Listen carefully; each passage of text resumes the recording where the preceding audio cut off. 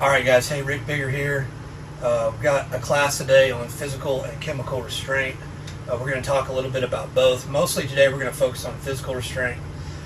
Talk some cases that are out there, things that are going on in the country, and why this is so important and why we really need to focus and double down our efforts on getting this right. Talk a little bit about different types of physical restraint we have and how to use them, when we can use them, etc. And then you guys will get to practice some skills and have a little bit of fun using those. So physical restraint, physical and chemical restraint both. Both of them really are the same. One is me physically tying somebody down against their will. The chemical restraint is obviously using our different sedatives that we have to sedate somebody, and then against their will, right? So this is the most dangerous call that you'll ever run from a safety standpoint. In EMS, fire and EMS, you look at the data, you have back injuries as their most common injury. Number 2 is being assaulted by patients. And then I believe number 3 is getting hit on the highway, and number 4 is dying in a fire, in that order. So very dangerous, easy way to get hurt. It is a problem that's out there for everybody, even in communities the size of the one we work in. The next danger it is very litigious. Okay? It's very easy to get sued on a physical and chemical restraint call, especially more in the modern day. It's becoming more prevalent. So we have a lot of civil cases going on right now, and we have a few criminal cases that are going on right now, which is new. Being criminally charged for making a medical mistake is new, but we have several of these going on, particularly one we're going to talk about in Colorado that directly involves the exact same size of system, exact same setup, and exact same protocols that we have. So physical restraint can be used by us. It can also, included in that is physical restraint by police officers before we arrive. Okay? So all these things are kind of tied in together. There's 3 big cases that are out there that have happened in the last 10 years or so that are really prevalent ones that you can look to. The first case is Eric Garner in New York. This is where somebody was restrained by police and then evaluated by EMS, and then later passed away at the hospital. You have the George Floyd case. The officer was just found guilty of and sentenced here recently, and so you have that mainly of a police physical restraint, but then EMS gets there and works him. EMS fire arrives and works him, and he passes away in the hospital. Kind of the consequences of the body cam footage and the care they gave afterwards. So that's a good case to look into. The one we're going to talk about and focus on is Elijah McClain. It just happened in Aurora, Colorado, I believe in December of 2021. What this is basically you have a site call that the police arrive on. They end up using a taser and physical restraint against this patient. The Aurora Fire Department arrives, and APD asks them to give ketamine to sedate him, which they do, and they give 450 milligrams of ketamine. And later on, that patient passes away under their care, and the medical examiner then just ruled that the ketamine was the cause of the patient's death. It wasn't the taser, and it wasn't the neck restraint that was used. So it is ultimately the fire department, the fireman's fault, and these firefighters are charged with lots of different charges, the biggest one being manslaughter, and they're going to go on criminal trial for this. Okay? So they're going on criminal trial because they broke protocol, for one, and really it comes down to what most people would consider an honest mistake, but is they overdosed the ketamine based on the size of the patient to almost double, and they made a mistake. But later on, they don't do other things. And we're going to see how this case plays out, but currently, right now, that's where we are. So we know that this is that's the facts we have about it. We know that this is going to be a big-time case. It's going to really play a lot of factor in whether we continue to use ketamine, and it's going to play a lot of factor around the country of our physical and chemical restraint protocols. So So today we're going to talk about ours and really dive into it and talk about how we can prevent situations like this from happening. Okay. First, physical restraint. We talk about physical restraint. Okay, so anytime that I physically restrain somebody, I need a certain set of things. The first one being, I'm going to assess the patient's mental status, and I'm looking, are they agitated, are they confused, are they homicidal, suicidal, making threats, etc. I'm going to try to use alternatives first. Always try to talk the person down, always try to get more people involved, family members, police officers, friends, etc. on the scene to get the person to relax and talk them out of this. Third, I need a justification for why I'm choosing this, and we're going to talk about those justifications in just a minute. Before I apply restraint to a person, if possible, I want to inform the person and any concerned bystanders, like family members, etc., of what is going to happen. Sorry guys, that's my timer. Let me know I'm talking too long though. Timer on the light there. Inform any concerned bystanders that are around, family members, etc., of what's going to go on so that they know why we're doing what we're going to do. And then we would apply the restraints. Okay? Back to the justifications. The justifications that we need, okay, the things that really matter, this needs to be something that you think about on scene before you do this. It also needs to be something that is documented when you get into how to document this in your narrative. But you should be using this verbiage as much as possible to justify why you did it. Preventing harm to themselves, preventing harm to others, and others including you. Disrupting a medically necessary intervention. And then the last one being it required chemical restraint. So not a very well-known part of the protocol is any patient that requires chemical restraint has to have physical restraint in case the chemicals wear off, right?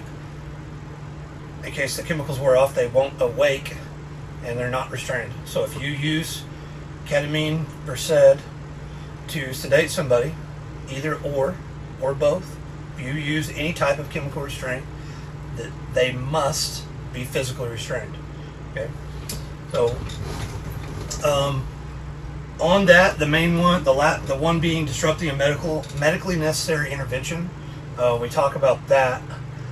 We have to be able to justify that's medically necessary. I had a call maybe 10 years ago, I don't remember, but I had a call a long time ago, and it talking about the guy was having a STEMI. Okay, this is a good one for this. So the guy's having a STEMI. We confirmed it on the 12 lead. He called us, said he had chest pain, diaphoretic, standard. This guy's having a STEMI. We have him sit on the tailboard of the truck because he didn't want to get inside. We do a 12 lead on him, confirms he's having a STEMI. I'm like, hey man, we got to get you on the cot, we got to go. And he tells us, there's no way I'm getting in that truck, I'm claustrophobic. And this guy is legitimately ready to fight us. I'm not going to get in that truck. I tried to explain to him, hey man, you're going to die. We have to get you to the cath lab. There's no other way to get you there. We have to get you in the truck. And he's just like, there's no way. I can't. I understand. I want to work with you, but I can't. And he is freaking out. So we ended up having to call med control, get permission to give this guy 2.5 of Versed to calm him down, and then get him on the cot. Med control agrees, and then we do it, and it works. So that's it, medically necessary. What you can't use, like I wanted to start an IV on somebody, you need a reason. It has to be like, we're talking life, death, life or limb type thing, not just I wanted to do this and I didn't want to do it. So make sure you can justify all those. The person harmed himself, harm to others, medically necessary interventions, or they were chemically restrained, so I physically restrained them for my safety after they were. Okay. The one thing to add on to that is that, and we'll give this a minute, is that you also, when you're talking about medically necessary, the restraint can't interfere with medically necessary interventions. So we'll talk about in a minute when we get into handcuffs. My notes here. Okay, so soft restraints. Right, so soft restraints, this is what we're always going to use when we talk about physical restraint. When we apply restraints, it will always be a soft restraint. Okay, you can make these The protocol has verbiage in there that allows you to use gauze or Kerlix to make restraints. But when you don't use a manufactured type of restraint and you make a restraint, if that restraint is too tight, there is no there is nothing to cover you. Okay, this is made to restrain somebody. That you made yourself. It is not made to restrain somebody, and you were never trained on how to make restraints. So if you injure the person, it's on you. Okay, you're going to be held liable. So use these restraints when all possible, and these work better. Okay, when used properly, these restraints work great. The main thing on applying these soft restraints is they cannot interfere with your ability to breathe, your circulatory, inner respiratory mechanism. So we can't put these in some weird place. We can't tie them down weird. We can never place these on someone and put them in the prone position. We have to make sure, we have to try to avoid injury when you put these on. There's another thing that's in the protocol, so you can't tighten these down until their hands turn blue, etc. We have to apply these in a humane manner and make sure that they're not injuring the person, or they're not going to possibly life or limb again, right? And they have to be non-locking when applied by us. Okay, so this is non-locking, right? It doesn't have the ability to lock it. I can tie a knot in it, but that's not a lock. So mainly talking about handcuffs. EMS, fire EMS, never allowed to apply handcuffs. Only a police officer. Okay? So first we'll get this. We'll talk about handcuffs in a minute. Applying these, right? Somebody put them on. They have a little Velcro strap, right? That will hold that down, so that I can then take the end of the strap and put through the metal loop. Okay. Goes through both of them. Comes out one of them.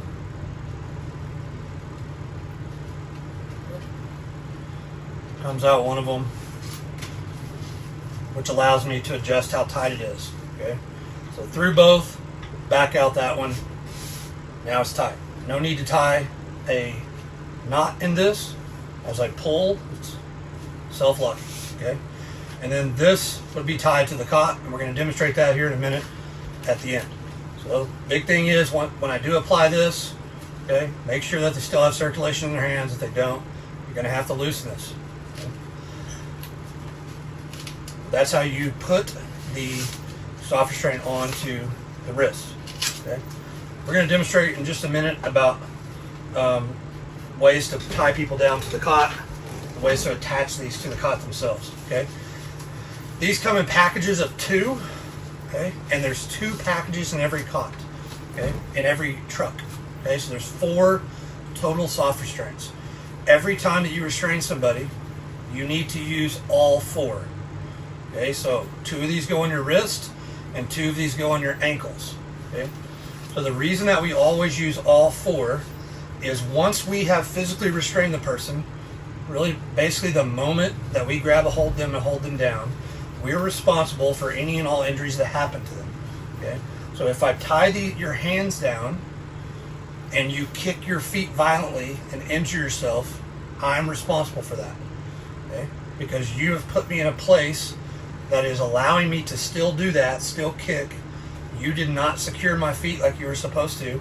You had the ability to do it, and you were trained on how to do it. Okay, so you have to secure hands and feet, and you have to use soft restraints to do it, unless you're going to make your own and assume the liability of making your own. Okay, so 4 restraints each time, all put on the same way. 2 on the wrist, 2 on the ankles, all tied to the cot. Proper way to do it. We're going to demonstrate that here in a minute about why, and we'll get into that more. Always soft restraints, never handcuffs. Okay, so straight out of the protocol, handcuffs are only allowed to be applied by police officers. Okay, so you yourself can never take handcuffs and put them on somebody, right? Next, if handcuffs are applied, there's 2 ways that person can be transported. One is the police officer must be present in the truck. Okay, they can't be following you. They have to accompany you in the truck where they can immediately unlock the handcuffs. Okay, so if somebody's behind you in a car and you're not sure, they could get separated by traffic, they might miss a turn, whatever. Something happens and you can't get the handcuffs off, it's on you. It's your fault because you did not make them accompany you in the truck. Or you can have a handcuff key, okay, yourself. If you have one yourself on your person, the police officer gives you one to use, and you know how to use it. I know that sounds crazy, but if you've never used a handcuff key and the handcuffs are locked, not just secured, but the lock is locked and you don't know how to get it off, you won't be able to unlock the handcuffs. If you leave the handcuffs unlocked, which is generally against policy for most police departments, the cuffs could possibly get too tight, and then you're going to have to adjust them, and you're not allowed to do that.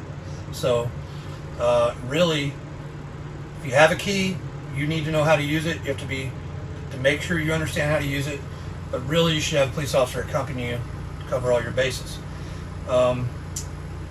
No hog tying, okay? So they can only be secured with cuffs. They cannot be secured and tied to their feet. Okay, so this is mostly on jail transports. We don't really deal with it in Owasso. If you ever transported somebody maybe from a hospital to Tulsa County, for example, you may deal with this. But they may be secured with leg shackles and hand shackles and have a box where they're tied together.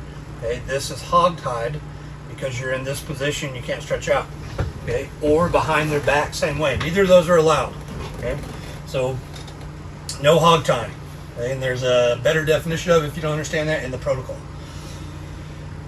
Last is that last rule, right? Remember we said it cannot interfere with medically necessary interventions. Okay, so this is where a couple of things come into play. Okay, also on that is the physical restraint has to reduce the likelihood of injury.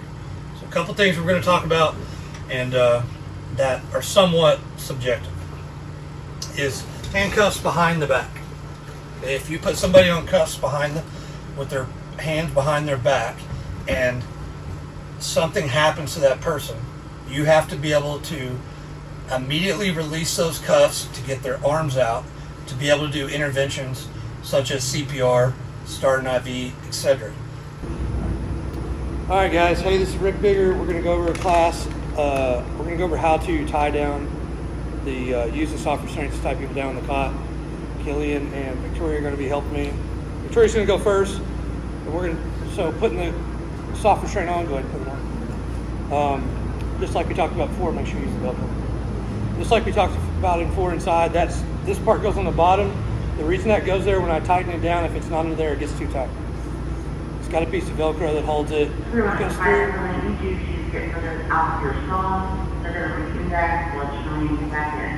It goes through both loops and then out one, right, just like a belt does.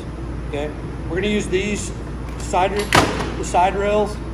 Okay, the easiest way to do this, if the person will somewhat comply, is to get them to hold on to this. A lot of people will grab this anyway, and then you can tie them down straight to that. You can go under that, right? If they're resisting, obviously you're going to have to hold their arm. Okay, and you're just going to tie a knot in there. So that's I'll go ahead and tie it. We're just going to tie a knot. Okay, you see how Victoria got tied to that. So see how she tied this. Okay, look at my hand here. I have a lot of movement and I can grab all kinds of stuff. So I want this to be tighter so that the person can't grab anything. Like I could reach all the way over here and pull my IV out, for example.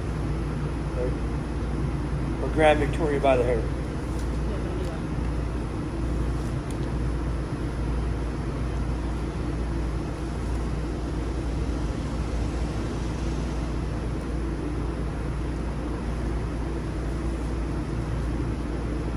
Right, and you can tie some super secret fireman knot, or you can just tie a bunch of knots, whatever you want to do. Same deal, because Victoria's terrible at knots, we got a lot of you're good. You grab the trauma shears out of there. Yeah. You're good. Okay, so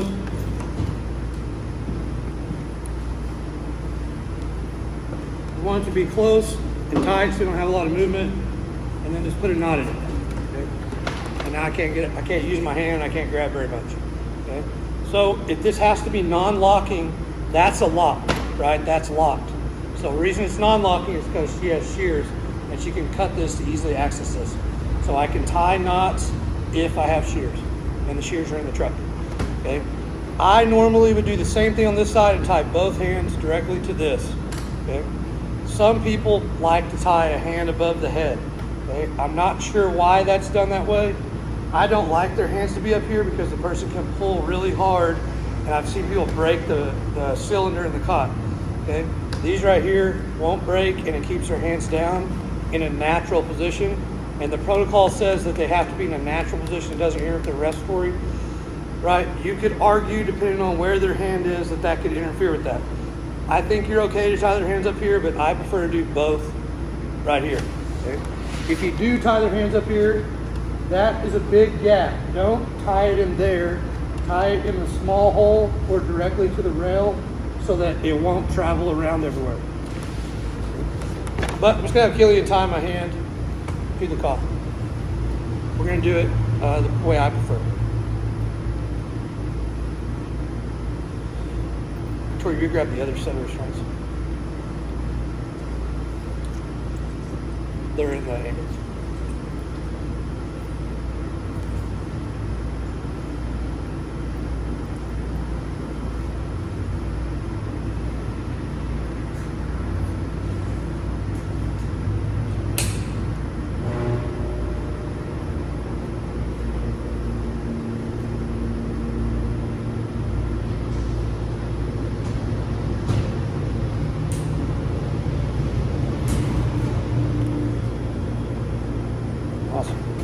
All right, so now I'm secured, okay? So I can no longer grab a whole lot of stuff. I obviously can reach a little bit, so you gotta be aware of that, but I'm not able to pull IVs out, etc. This doesn't give me a lot of movement to be able to move around as far as my arms go, okay? The problem we talked about earlier, I'm gonna move back something, anybody? The problem with only securing two is that now you have secured me to the cot and I can't get off, right? But I can still kick. So if the person's violently kicking their legs and gets hurt, it's on you because you put me in this position. So I have to secure the legs too. Just to save soft restraints, we're not going to do that. It would go the same way, and I'll secure them to the bottom of the cot. Okay. Next is the seat belt. So if I'm secured like this, whether with my feet or not, okay, a lot of people don't put the seat belts on because they think, well, they're secure, right? If I get into a car wreck, it's going to rip my arms off. I'm going to get you're going to get in a lot of trouble, and I'm going to get injured.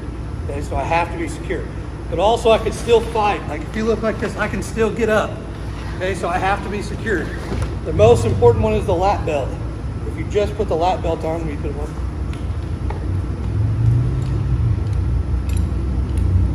If you just put the lap belt on and pull it down tight, pull it down tight, it secures my hips to the cot. Okay, so now I can no longer get up and I can't really hurt anybody. I can't hurt myself, which is important. In the protocol, reducing harm to yourself, others, right, and medical necessary interventions. That's how I'm able to do this. So I can no longer pull IVs out. I can no longer get up and hurt myself. This happened in Tulsa. A girl got off the cot and got out the back and then got hit by a car. Okay, so you have to secure the belt. Okay. Legs. For some reason, if I didn't have another set of restraints, which happens sometimes because some people don't get the check. Okay, if I put this belt on my legs, I can't kick anymore. All right. So now I'm really secure. It's really hard for me to kick. Okay, but if you notice, if I mess around, I can still get out of here. Okay, pretty easily. That's why we secure the feet. Right. Next is your head. So if you guys, what is this called? The agitation where people die from excited delirium. Thanks, Killian. Killian's in paramedic school. That's why we got him. Excited delirium. Okay. We're talking about excited delirium. Basically, what it is somebody's used some types of drugs. In particular, they've used a form of cocaine, right? And then their heart rate gets super high. They overexert themselves and they die of a heart attack. That's excited delirium in a nutshell. One of the ways I can do that is by fighting restraints. So if you were to put 4 lead on me right now, my heart rate's probably 45 because I'm a PT god. But if I immediately started doing this, it's going to go up, okay? Well, if I'm wrapping my head on the cot and kicking my legs up and down, my heart rate's going to go through the roof. So put the shoulder straps on them that are supposed to be on here anyway, and now they can no longer get up and down off the cot. Okay? Makes sense? Now secure them in a way that's reasonable. So both hands, both feet, all 5 straps, 1, 2, 3, and then the cross straps or the shoulder harness straps, depending on what you have. Okay? Next, last is chemical restraint. If I physically restrain somebody, I have to chemically restrain them so they don't fight against the restraints all the way to the hospital, just like we talked about for excited delirium. They should not be on the cot doing this for 20 minutes as hard as they can. They're going to overexert themselves, and they're going to get hurt, or they're going to have a medical problem because you restrained them, and you're going to get held liable for that. Victoria, you cut these real quick. So we have a problem, and we want out. I immediately can cut the restraints off, and it's that quick, and I can put another set on. Obviously, you're only going to do that if you don't need these restraints. Okay? So that is soft restraints in a nutshell. Physical, chemical restraint. You got any questions, guys? Let me know, and we'll talk about it. Thank you.